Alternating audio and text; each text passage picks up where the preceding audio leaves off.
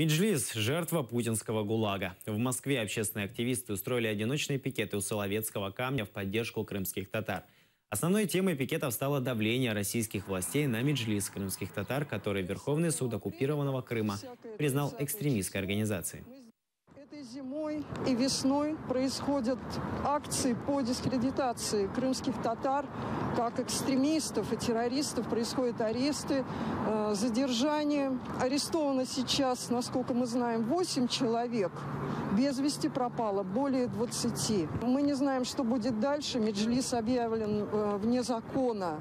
Мы желаем мира на райской крымской земле, но его не будет, пока будут преследовать коренное население крымских татар, которых в 1944 году уже депортировали один раз, а теперь их выдавливают с родины. Это очень независимый народ и как раз совершенно не склонный к экстремизму.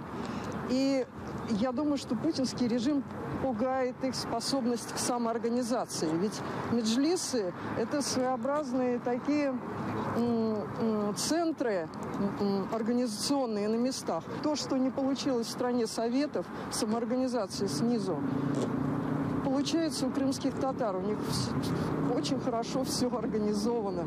Вот, видимо, такой сплоченности и слаженности в достижении своих целей боятся путинские. Поэтому крымские татары им опасны.